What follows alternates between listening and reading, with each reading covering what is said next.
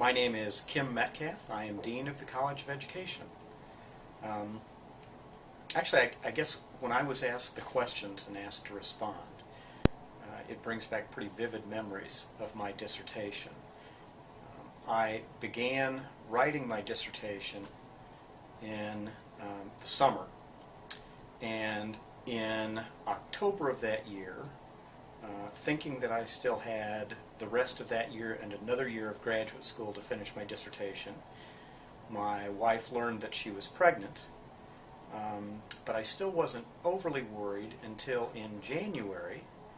In fact, on the exact date that I began collecting data for my dissertation, we learned that we were going to be having twins, which shortened the amount of time I had to do the dissertation from another year and a half to about 6 months so that I could get out and get a real job. So the dissertation became a sort of interesting experience for me, and it changed a bit as that went on.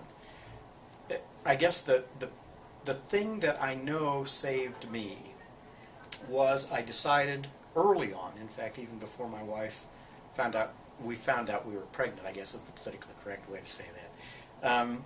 I decided that I needed to treat that task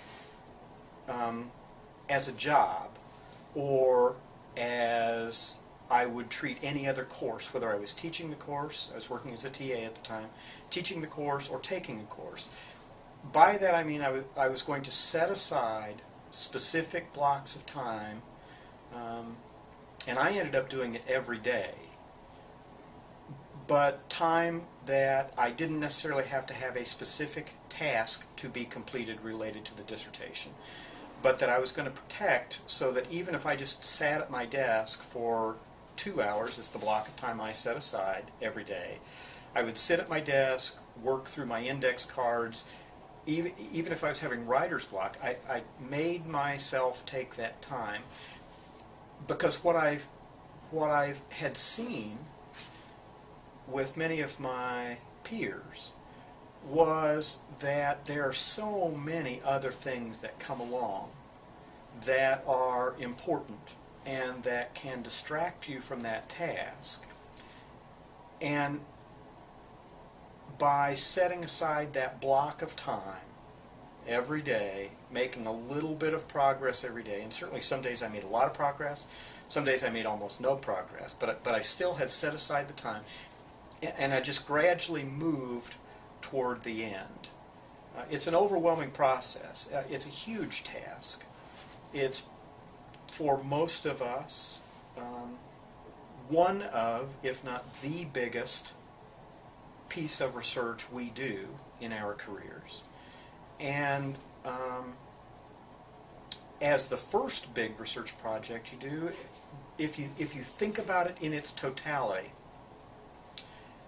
it's almost so overwhelming that you can't get started.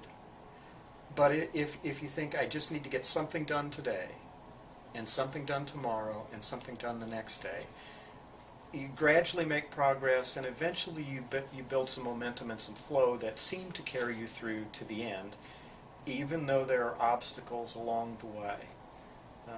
One of the things that I found to be most frustrating about the process was not the design of the study or the collection of the data or the analysis of the data, because I found those to be fascinating.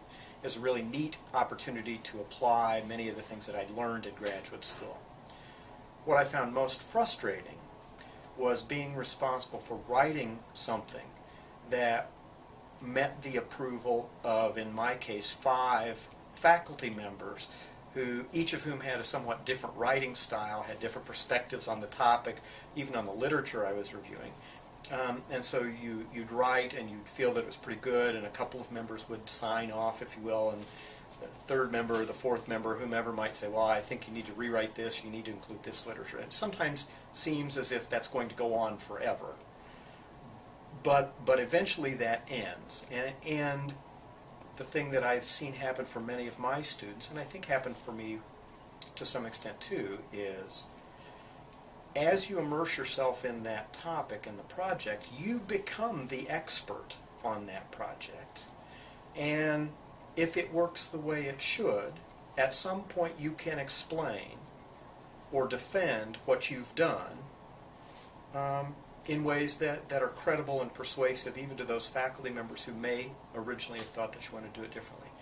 I guess the bottom line of the whole thing is understand as you enter into it that it's not easy, it's not supposed to be easy, but that it can be done, that you're capable of doing it, or you wouldn't be at the point where you're beginning it.